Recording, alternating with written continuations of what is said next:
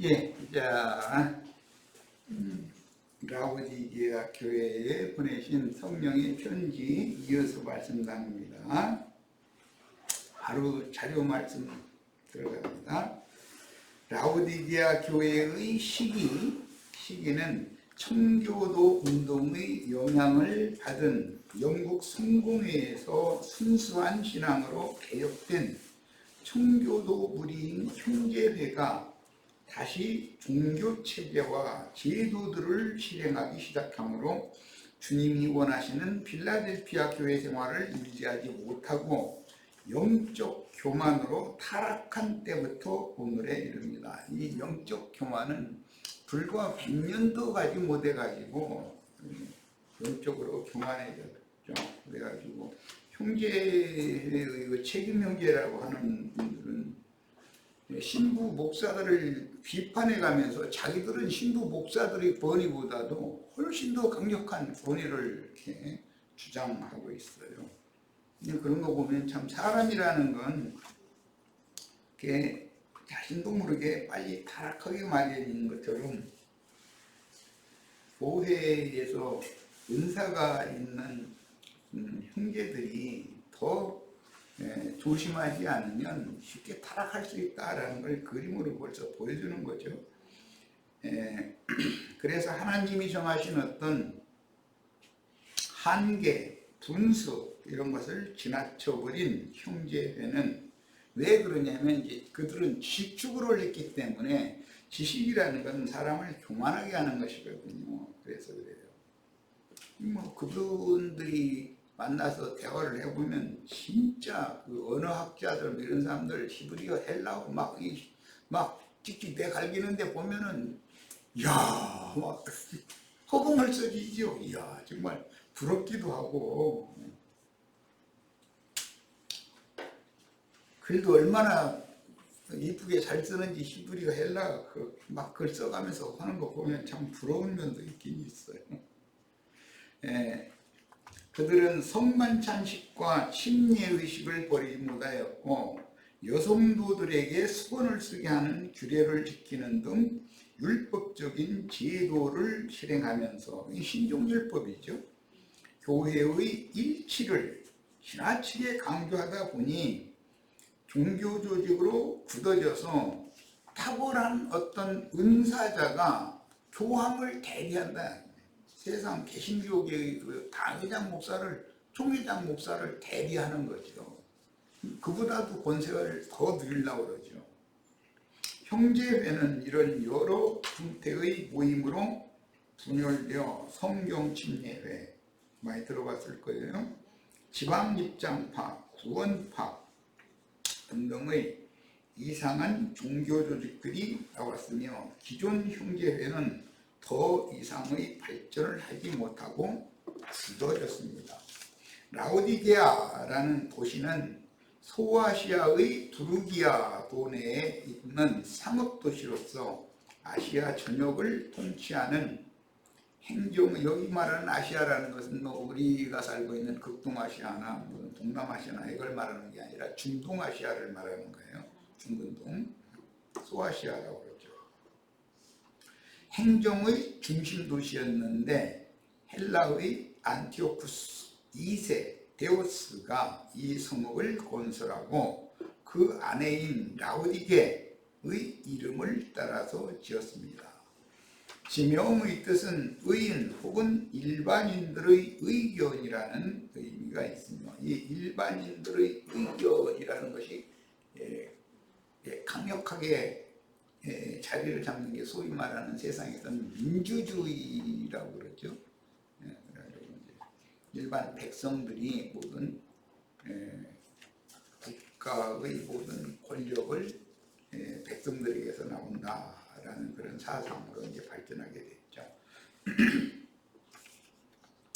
라오디게아의 특징은 나름대로 자칭 의인들로서 모래알갱이들이나 유리하는 별들이 일시적인 집단을 이루었으나 생명 안에서 서로 연락하고 상합하는 건축을 하지는 못하는 독선적인 신자들이므로 일반인들의 의견이라는 뜻인 라오디게아라는 지명에 어울리는 교회 실행을 한다. 세상에서 민주주의가 좋다 그러고 공산주의는 한 사람이 막 찍어 누르는 주의고, 민주주의는 뭐 각자 자기의 그 하고 싶은 말, 뭐 자기 하고 싶은 행동을 멋대로 해도 된다라는 이거 이제 이런 사상이 팽배해지면은 국가가 무질서해지는 거죠. 전에 저기 대통령 보고 초등학생들이 쥐박이 막 이래가면서 그게 그 할아버지잖아요. 세상적으로 봐도. 그런데도 선생님들도 그걸 제어를 할 수가 없을 정도였었어요.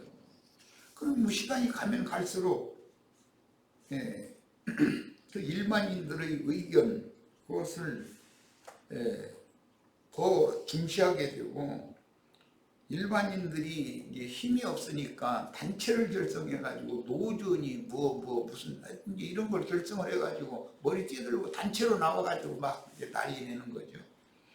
예, 그러니까 굉장히 혼란하죠. 그러니까 세상 나라는 무슨 주의가 좋다고 주장해도 그건 그 사람들, 그 세계 사람들의 생각일 뿐이고, 세상 나라는 인간의 주의라는 걸 하나님은 그것을 인정하지 않는다. 그래서 세상 나라는 주와 그 그리스도의 나라가 될 때나 공의가 물같이 공법이 하수같이 흘러가는 메시아의 왕국이 실현되어져야만 되는 일인 것이지, 무슨 공산주의냐 회교주의냐 민주주의냐 이런 걸 가지고 날마다 싸워 싸는 거 보면 진리를 아는 사람들 보면 좀 웃기지요. 어차피 세상 나라잖아요. 그게 세상 나라가 뭐가 좋다고 주장한다 해서 우리 저기 세상 나라가 계속 돼야 되겠어요? 세상 나라는 빨리 심판받아버리고 메시아의 왕국이 세워져야지. 생각을 다 바꾸셔야 됩니다. 우리가 예수 믿는 목적은 메시아의 왕국을 세우기 위하여 예수 믿는 것이지, 민주주의를 발전시키거나 뭐 공산주의를 발전시키거나 회계주의를 발전시키거나 그런 목적으로 우리가 예수 믿는 것이 아니에요.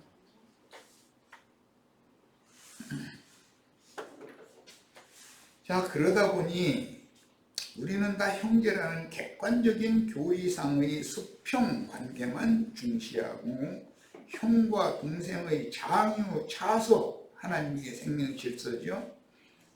선대와 후대, 이런 것을 무시해버린다. 생명의 질서를 무시해버리기 때문에 각자의 주장이 강하고 독선적인 주장들이 특징이다. 그런데 이제 말 잘해야 되고, 뭔가 말도 그럴싸한 말을 잘하는 사람이 세상에서는 이제 권세를 잡게 돼 있는 거예요. 그런데 이제 진리를 아는 사람이 들어오면 거짓말을 제일 잘하는 사람이 제일 높은 자리에 올라가는 거예요. 그러면 뭐 청와대 안에 계신 분이나 뭐 국회의장이나 대법원장이나 이런 분들은 아마 저는 저보다 죽여야 된다 그러겠지만, 사실은 그 사람들이 백성들이 마음을 얻기 위해서 여러 가지 그런 자기가 평상시에 쌓아온 그 내공을 보이고, 내공이 있는 사람일수록 백성들이 선호하기 때문에 높은 자리에 올라가는 건 사실이에요. 그런데 그게 다 인본주의에서 기인된 것이다라는 것이 제일 중요한 거예요. 예수 그리스도의 영과 예수 그리스도의 정신에서 나온 것이 아니면 다 그게 사실은 구원자인 그 그리스도를 대적하는 자가 되는 거예요. 다 선에 속고 의에 속는 것이지 불선이나 불의에 속는 것은 없어요. 다 빛에 의해서 속는 거예요. 그런데 그게 거짓빛이라는 것이죠. 선이나 의라는 것도 다 그게 위선, 사실은 술수에 의한 그런 의, 이런 것을 잘 구분을 해야 돼요. 그래서 진리의 말씀이신 진리이신 주님과 인간 나라의 어떤 그 탁월한 말쟁이들이 하는 말을 구분을 정확하게 할 줄 알아야 돼요. 그러니까 세상 사람들이 그 세상적인 사고에서 나오는 그럴싸한 말에 절대 속으시면 안 돼요. 안 되는 거예요. 그렇게 이것을 전하는 것이기 때문에 세상의 정치 지도자들인 짐승들이나 땅에서 올라온 거짓 선지자들인 땅의 짐승들이 다 주님과 주님의 보내심을 받은 증인들을 박해하는 거예요. 달리 그러는 게 아니에요. 그들은 진리에 대해서는 관심이 사실 없는 사람들이고 이 세상에 사는 동안 어떻게 부귀영화를 누리느냐, 그리고 자기 이름을 후대에 계속 전하느냐, 이런 것이 그들의 인생의 목적이지 진리의 하나님이 영광을 받으시느냐 이런 건 상관도 없어요. 그 사람들은요, 자기 자신이 영광을 받는 것만 추구하는 사람들이에요. 그러다 보니 우리는 다 형제라는 객관적인 교리상의 수평관계만을 중시했고 형과 동생, 선대와 후대 이런 하늘이 정한 생명의 질서를 무시하게 되었다. 그러다 보니까 이제 진리의 사랑 안에서 연락하고 상합하여 진리의 영으로 진리의 기둥과 터 위에 교회를 세워야 된다. 디모데에는 분명히 이렇게 돼 있어요. 그런데 그런 것은 무관심하고 어떻게 하면은 큰 예배당, 큰 성당, 많은 무리를 자기 앞으로 이끌어서 자기가 하는 말에 그냥 맹신하게 만드느냐. 이것에 몰두하는 것이 그게 목회 성공이라고 오해하고 있는 거예요. 한 사람이라도 사람들의 영과 정신을 건전하고 깨끗하게 만들어 놓는 것이 목회의 목적이지, 어떻게 많은 사람을 자기 앞에 모아가지고 극복하고 그냥 맹신하게 만드는 것이 그게 무슨 목회의 목적이 되겠어요. 그러므로 이것이 오히려 그리스도를 대적하는 적그리스도가 될 수가 있다. 다 은사가 있는 자들, 사람들을 많이 끌어모을 수 있는 사람들이 적그리스도가 되는 것이지, 아무리 애써도 사람들이 잘 안 와 그러면 적그리스도가 될 수는 있어요. 그게 교회를 위하여 주께서 세우신 각야문의 은사를 무시함으로 모든 지체들에게 각각의 은사를 주었다는 거죠. 그럼 그 각양의 은사와 그 사람의 생명의 분량에 따른 당연히 정해진 지위, 위치가 있고 해야 될 사명이 있는 거예요. 각자에게. 그런데 그 이제 서로 연락하고 상합해서 그리스도의 몸을 세운다 이제 이러는데, 이런 얘기가 좀 속된 말로 먹혀 들어가지가 않는 거예요. 무슨 말인지 이해가 안 되고, 어떻게 하면 자기 예배당에 자기를 따르는 무리를 많이 모아가지고 많은 사람들을 자기 시야에 복종시키느냐, 이것에만 그냥 관심을 그쪽에만 기울이고 있는 거예요. 이거는 참 뭐라고 표현을 해야 되나, 무지한 거죠. 이게. 그 결과 문제를 이제 발견한 후에는 인도자 한 사람만 바라보는 종교 조직으로 다시 회귀한 것이 라오디게아다. 원래 빌라델피아 교회 때는 그렇게는 안 했거든요.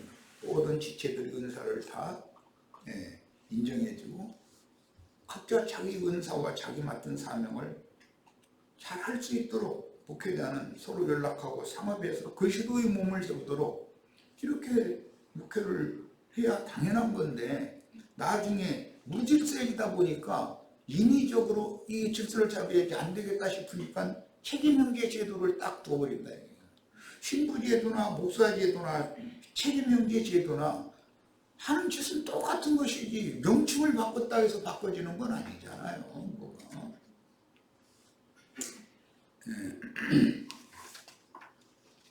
우리가 신앙하는 천지의 창조주요 주재자이신 하나님은 질서의 하나님이요 어지러움의 하나님이 아니라는 분명한 인식이 없이 생명의 질서를 무시하고 우리는 다 형제라는 주장만 강하게 하다 보면 진리의 터 위에 생명으로 건축하라고 하는 성경의 말씀이 무시될 수밖에 없다. 이게 얼마나 중요한 진리인데. 그래서 하나님의 생명을 받은 하나님의 권속들로 하나님의 집안을, 하나님의 가문을 세우는 것이 우리가 이 땅에서 교회 생활을 하는 목적이다 이거예요. 그런 것이지 어떤 사람의 그 권세하에 맹신하는 많은 사람들이 모여서 막 어떤 유명한 신부나 목사가 뭐 어떤 그럴싸한 부흥 강사가 나타나면 막 박수 쳐주고, 그런 것이 그게 신앙이냐 이거예요. 그게 무슨 놈의 신앙이에요. 우상 숭배하는 짓이지. 그게 바로 출애굽기 우리가 지난번에 나눴던 금송아지 우상 만들어 세우고 우상 앞에서 먹고 마시고 뒷을 보는 짓이지 뭐냐 이거예요. 우리는 반드시 하나님의 권속, 기본적으로 하나님의 권속들이 되려면 하나님의 진리의 말씀으로 영이 거듭나는 것이 필요하고, 건축된다는 것은 혼도 구원을 이루어야 된다. 이게 건축이에요. 그래서 진리의 사람으로 연합되는 하나님의 가정을 세우는 것, 그것을 외적으로 실행할 때는 반드시 대회로 모이지 말고 이 집 저 집에 각 집에 있는 교회를 실행해야 된다. 성경대로 각 성마다 교회를 세우는데, 세워진 교회라는 건 집에 있는 교회를 실행하는 것이 실제로는 그렇게 해야 된다 이거예요. 각 성에 있는 집에 있는 교회는 또 다른 성에 있는 집에 있는 교회와 서로 동기간이니까 당연히 이게 문안도 하고 오후가기도 하고 그래야 되는 거 아니에요. 교통이 돼야 되는 거죠.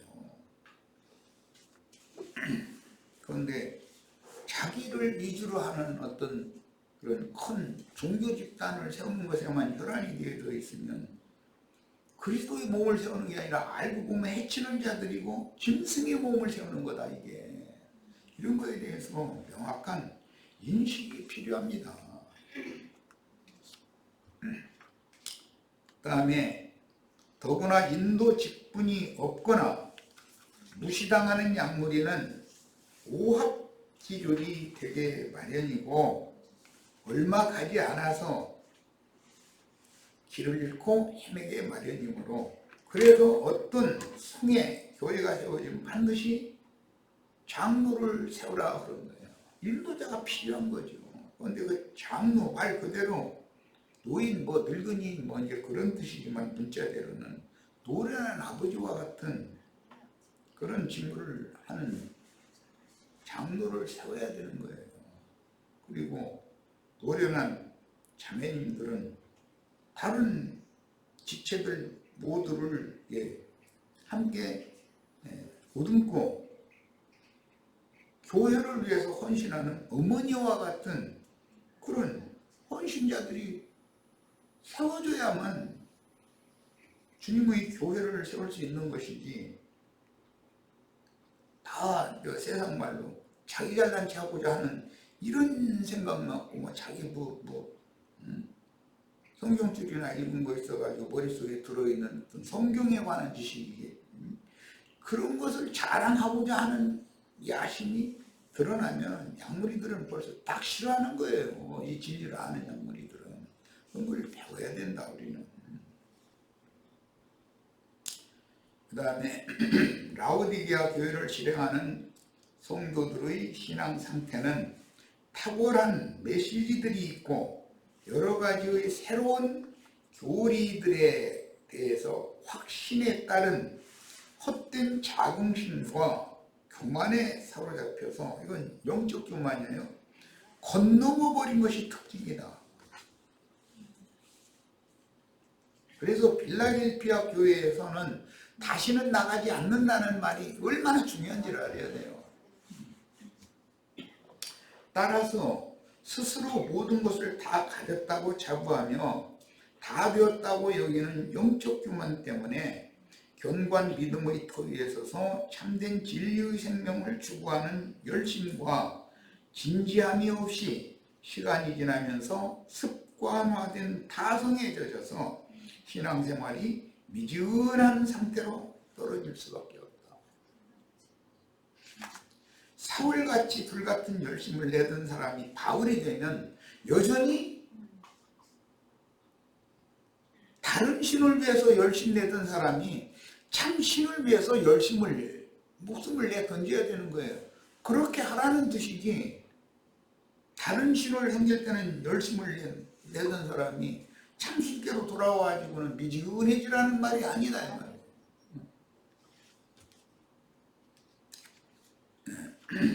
그 다음에 미지근한 상태를 이렇게 떨어질 수밖에 없는 그런 신앙은 성경을 아는 지식이 꽤 들어있기 때문에 그런 것이다.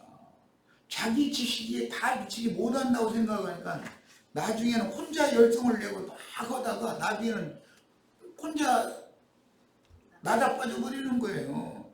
그러면 이제 누구 만나서 영적 대화를 하려면 남말 들으려고 그래요. 자신 속에 구축되어져 있는 교만성이 있는데 다 자기가 뭐 혹시 이제 자기 아는 성경 지식으로 불복시켜가지고 자기 따르는 사람 어디 혹시 없나 싶어서 여기저기 이제 떠돌아다니고, 그래도 딱 그게 잘 자기 뜻대로 안 되면은 스스로 낙심해 버리는 것이거든. 그래가지고 뒤로 물러가 버리는 거예요. 그런 사람 나중에 만나보면은 아이고 나도 전에 성경 많이 읽고 기도도 많이 하고 뭐 이런 막 체험도 하고 막 해가면서 소리 들어보면 대단한 사람이요. 그런데 오늘날은 그냥 가나안 교인이란다고 하더만 이제 모임 필요 없다 이래버리고.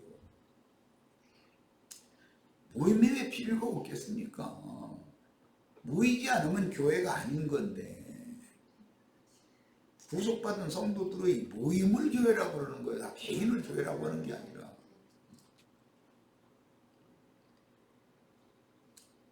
그런데 그 모임이 조직적인 인본주의에서 근거한 종교조직의 모임이 아니라 성령의 감동을 받은 형제 자매들의 자율적인 모임이어야 된다. 이 특징이, 집에 있는 교회는 서로가 교제를 나눠야 되다 보니까 서로가 가르칠 수가 있어야 되는 거예요. 예배당이나 성당 제도를 하는데 어떻게 서로가 가르칩니까?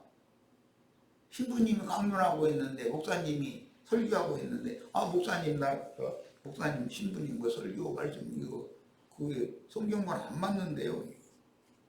이래가면서 나에게 계시가 있습니다. 나에게 바로권을 주세요. 이렇게 바로권 줄 것 같아요? 안 되는 거예요. 그런 신앙생활로 하면 벌써 하나님 그들은 버렸다는 뜻이다 이거예요.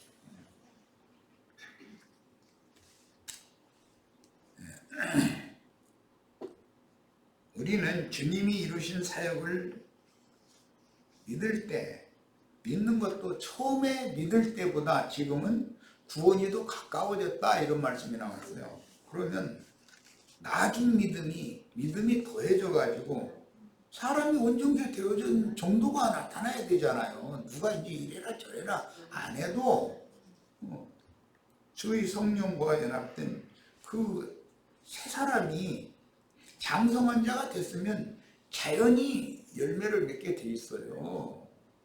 누가 이래라 저래라를 할 필요가 뭐가 있어요. 생명력인 건데 그거는.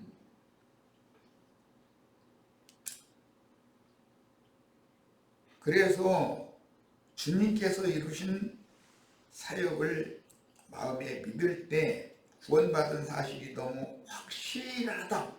이것을 형제교회는 그 믿음, 확신, 구원 뭐 이런 책자도 나오고 아주 굉장하죠. 그 메시지 읽어보면 그런 것을 강조하면 구원파가 되는 거예요. 이제 영의 구원을 받은 성도들이 교회 생활을 통해서 공급되는 영적 공급으로 도움을 받아서 각자의 생명의 바탕은 혼이기 때문에 혼의 구원을 이루어서 온전케 되어 영의 몸으로 나타나는 십천사가 되어져서 주와 함께 영광 중에 나타나서 메시아의 왕국을 유업으로 받는 후사가 되어져야 된다라는 진리를 가르치면은 뻥해 사람들이. 그럼 무슨 소리 알아듣지를 못해. 자기는 이미 구원 받았는데 뭐. 아니 구원 받은 거 인정합니다.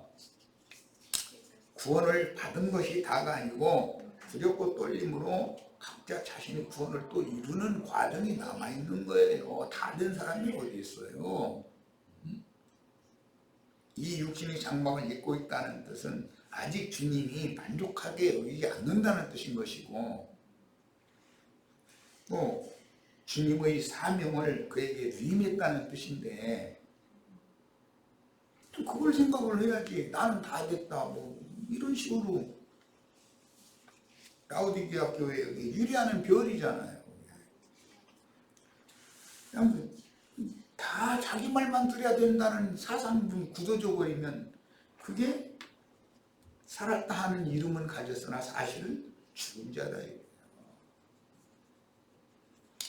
이미 받은 구원에 근거하여 이제 후로는 아무것도 할 필요가 없고 다만 주 안에서 안식하면 된다. 이 들어보면 아주 그럴싸하죠. 구원 받았으니까 뭐 아무것도 할 필요가 없다 이거. 이후로는 이제 그냥 오직 주님이 다 하시는 일인데 막 주 안에서 그냥 편안하게 쉬기만 하면 다 된다. 그렇지 않습니다. 열심을 품고 주를 섬기라는 말도 있는데 그런 거 어떻게 해석할 거예요? 불신자들 보고 열심을 품고 주를 섬기라고 하겠어요? 이미 믿어서 구원을 얻은 사람들 보고나 그렇게 하는 말씀인데, 그런 말씀을 무시하게 되면 미지근해진다. 뜨겁지도 않고 차지도 않고 믿는 것도 아니고 안 믿는 것도 아니고. 그런 이상한 교리에 세뇌당하기 때문에 그런 무리는 지체들이 서로 진리의 사랑, 그리스도의 사랑, 하나님의 사랑 안에서 연락하고 상합할 수가 없고, 그들 각각 나름이 깨달았다고 생각하고 있는 나름의 교리로 각자가 굳어지는 거예요. 자기가 제일이라고. 이제 그러면 그게 다 뭐냐, 라오디게아 교회에 속한 지식 추구를 하다가 망하는 자들이다. 그러므로 라오디게아 교회의 상태에 떨어지면 반드시 기록된 성경을 알되 문자대로의 부분적인 지식에 붙잡히게 마련이나, 어떤 방면에서는 또 영적으로 한 방면을 깊이 깨닫는 경우도 있어요. 이게 혼동 노는 거예요. 이제 따라서 각자의 주장이 강하고 자기 것으로 가르치려는 마음이 앞서므로 지체들이 서로 연락하고 상합하는 유기적인 모임을 세울 수가 없고, 몇몇이 모임을 갖는다 해도 서로의 의견 차이로 다툼과 변론을 일삼다가 얼마 가지 못하고 결국은 또 흩어지게 마련이다. 왜 이런가? 이것은 인도자가 확실하지 못한 면도 있고, 분량이 장로의 분량이 이러지 못한 그런 경우도 있고, 서로가 잘난치 않은 사람들이 모여봐봤자 모래알갱이들이 뭐 그 시멘트하고 물하고 뭐 자갈하고 섞어가지고 이렇게 버무려 놓기 전에는 그게 하나로 연락하고 상합해서 결탁이 될 수가 없잖아요. 그런데 이런 모였다 헤어지고 이것을 반복하면 서로가 상처를 받는 거예요. 남한테 상처 주고 자기도 상처받고, 그러다 보니까 이제 나중에는 아이고 나도 전에 열심도 내보고 성경도 많이 보고 기도도 많이 하고 이런 성령의 은사도 이런 것도 체험하고 다 해봤어. 이제 이런 사람은 다시 이렇게 세우기가 어려워. 그러면 이러다 죽으려고 그럽니까? 이제 그렇게 하면, 난 누구와 어떤 대화를 하다 보면은 또 상처를 받으니까 이제 상처 그만 받고 이제 모임 안 갖는 것이 신간이 편다. 이런 상태로 떨어져 버린다 이거죠. 그러면 서로가 서로를 신뢰하지 못하게 되므로 교회로 모인다는 것 자체가 신앙 공동체로서의 의미를 갖지 못하고 자기만의 주장에 따라서 각자가 혼자 떨어지다 보면 너무 또 시간이 지나면 이러면 안 되겠는데 하고 공허함이 밀려오면 어떤 모임을 주선을 해서 시작을 해봐도 그런데 상대방들이 나의 생각과 또 각각 다른 자기 주장이 있는 거예요. 그럼 일치가 또 안 돼.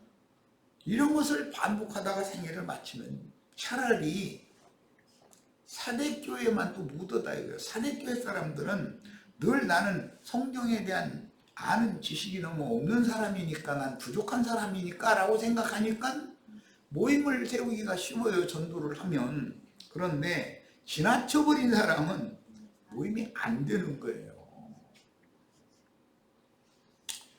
자, 그러나 여전히 생명의 분량이 어린 상태로 영이 교만해졌고 마음은 높아졌기 때문에 자기 주장을 세우면서 교회에 주신 여러 은사와 여러 직분들을 무시하고 자기가 교회 공동체의 머리가 되기를 원하므로 질서정연한 모임을 실행하는 교회 생활은 불가능하게 된다. 세상에서도 사공이 많으면 배가 산으로 간대잖아요. 항구로 가는 게 아니라. 배라는 것은 컨베일수록 위계질서가 엄격합니다. 선장과 부선장과 그 다음에 갑판장과 기관장과 또 거기에 있는 선원들이 각자의 직임 이게 엄격하거든요. 그런데 이 라오디게아 교회는 무질서에 다 지가 왕노릇 해야 돼요. 다 선정만 되려고 그러지 선언될 사람은 하나도 없어. 그러면 그건 뭐가 됩니까 그게?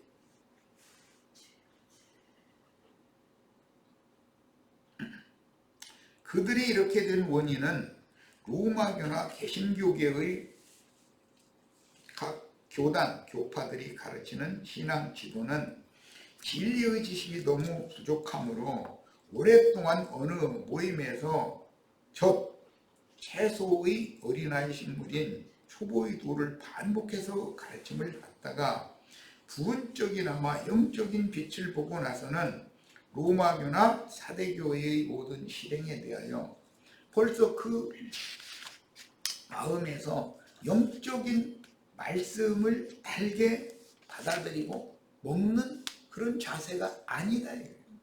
식상했다 그러죠. 그냥 질려버린 거예요. 질려버린 거예요. 목사 설교가 자기가 깨달은 것만 또 묻어나고 이제 판단되기 시작하면은 그 생활을 묻어놓은 것이거든. 그러면 자기가 깨달은 걸 누구한테 말해주면은 어느 목사한테 묶여있는 그런 신자들은 당신이 잘못했다고 그만해줘 그만 이렇게 하지 그 사람의 말을 수용해 줄 사람이 있냐 이거예요. 그러다 보면 떠돌이 돼버리는 거죠. 더구나 목사님하고 대화하자고 한번 어렵사리 대화의 장소를 마련을 했다고 예를 들어보는 거예요. 그런 것도 어려운 문제지만 자 그러면 목사가 당신이 신학은 무슨 신학을 했으며 이제 이렇게 나가버리거든. 성경 몇 장 몇 절에 대해서 그 사람은 궁금해하고 자기는 이렇게 깨달았다 이걸 제시를 해서 목사라는 사람이 당신이 지금 설교한 것이 이런 것에서는 성경과는 맞지 않다라는 걸 말하고자 해서 그런 자리를 마련을 했을 텐데 목사라는 사람은 권위의식만 있기 때문에 감히 주의 종한테 평신도가 덤벼 이런 생각을 가지고서 대척을 하는데 그게 무슨 좋은 결론을 맺겠어요. 안 되는 거예요. 절대로. 그럼 상처받고 돌아와가지고는 이제 세상 없는 사람이 별 얘기였던 다 이제는 고지하게 돼요. 그러다 보면 결과적으로는 안티크라이스트가 될 수가 있는 거예요.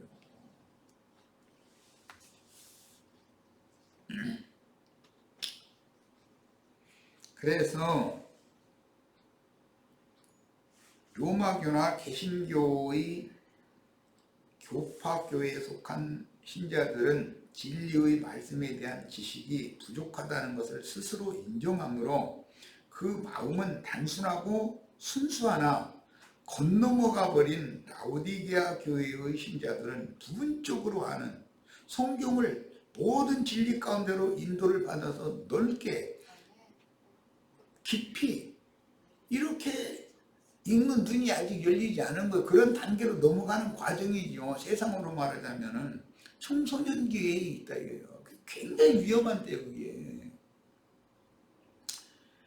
부분적으로 아는 의문의 성경 지식에 사로잡혀 버리고 인도 직분을 무시하게 된다 이거예요. 그게 아론과 미리암의 범죄였었던 거예요. 자기 동생이잖아요, 모세는. 육신적으로 보면.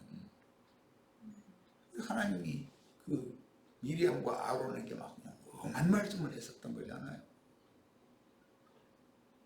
내가 내 종 모세와는 대면하여 명백히 말하고 나의 형상을 보게 허락을 했고, 그것도 사실은 얼굴을 직접 본 건 아니었지만 이제 보는 걸 허락하신 건데, 너희는 내 형상 보는 권도 없고 내가 너희한테 본 거를 말하려면 꿈이나 다른 어떤 방법으로 어렴풋이 말을 했지 명백하게 대면해서 말한 적이 있어? 네가 나한테 직접 말씀 들어본 적 있어? 아론 이놈아. 이놈아라는 말은 성경에 없지만 그런 투로 말씀하셨다 이거예요. 그러니까 그게 뭐냐, 그때 바로 잡히지 않으면 금송아지 우상이 되게 돼 있는 거다 이거예요. 그때 바로 잡히지 않고 항거하면은 눈등병 걸리게 돼 있는 거예요.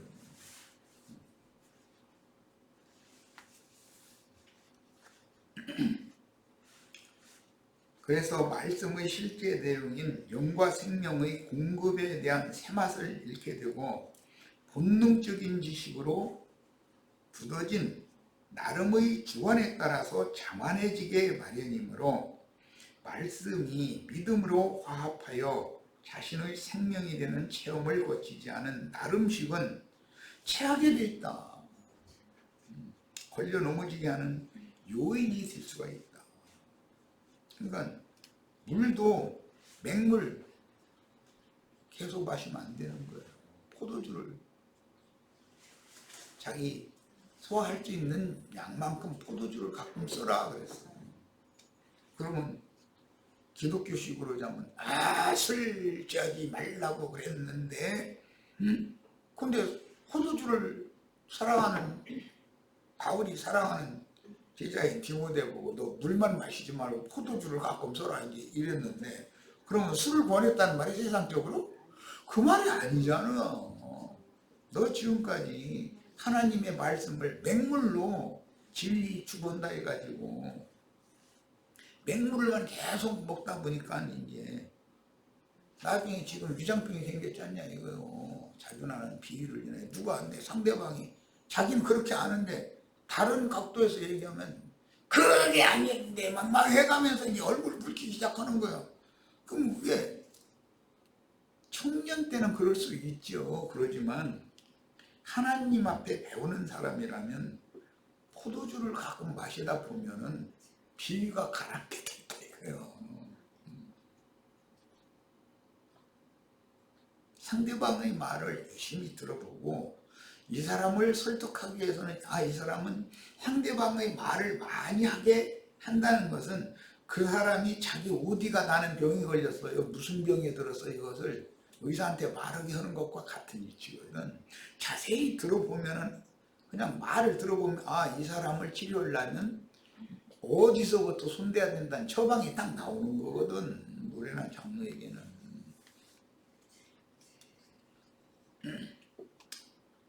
자, 그때는 분명한 생명의 체험을 통해서 노련한 장로에게 바른 인도를 받아야 하지만 맹물만 마시고 자꾸 식상하고 체하고 그런 경우는 노련한 장로를 만나는 것이 참 중요해요.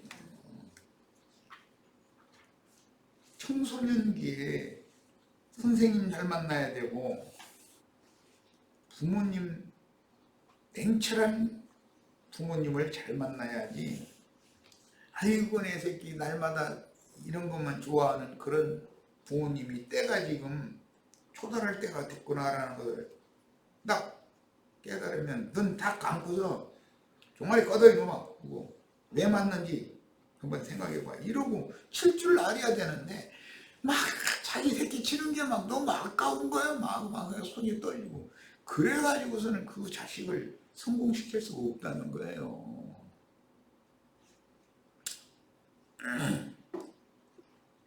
그래서 분명한 생명의 체험을 통해서 노련한 장로에게 바른 인도를 받아야 하지만 올바른 생명의 체험으로 주님께 세움을 받은 사역을 수행하는 인도자를 만나서 진리의 터 위에 생명이 풍성한 신자로 세움을 받지 못하면 성경이라는 건 전부 하나님의 완전한 생명을 얻는 것을 그런 길을 제시하는 것이 성경인 것이니 생명과 상관없는 어떤 성경 지식은 사람을 교만하게 만들 수 있고 그 사람을 실족시켜 가지고 위장병 생기게 만드는 거예요. 누가 뭔 얘기하면 막 기가 막 상하는 거예요. 막 못 견뎌나는 거예요. 이런 상태는 그것은 온전한 사람이 아니다. 그래서 그런 상태로 그 마음이 점점 더 굳어지고 완악하게 되면 자기 기준에 맞는 진리의 체계를 견고하게 자기 속에 세우고 그것이 바로 다른 교리가 되는 것이다. 우상의 뱀의 교리다. 그러면 자기의 실을 만들어버리는 거예요. 자기 속에. 그리고 딱 세워놓는 거예요. 그게 가나안 일곱 족속들이라는 게 가나안 일곱 족속들의 왕들이 호락호락한 사람들이 아니에요. 가나안 일곱 족속들의 왕들이 그게 호락호락한 사람들이겠어요? 나름으로는 다 철병거가 있고 나름으로는 견고하게 성을 건축해놓고 지키는 그런 왕들인데 가나안 족속들의 진이 그렇게 쉽게 무너질 것 같아요? 그거는 하나님의 성령의 역사로 말미암는 영과 생명의 말씀이 아니면 견고한 진은 절대로 무너지지 않아요. 지식으로 무너뜨린다고 천만의 말씀이에요. 그 사람의 지식을 기독교계 신학 박사님들 유명한 목사님들의 지식을 당할 사람 있으면 손 들어봐. 누가 있나. 안 되는 거예요. 그거는요. 진리와 생명의 말씀이라야만 무너지는 거예요.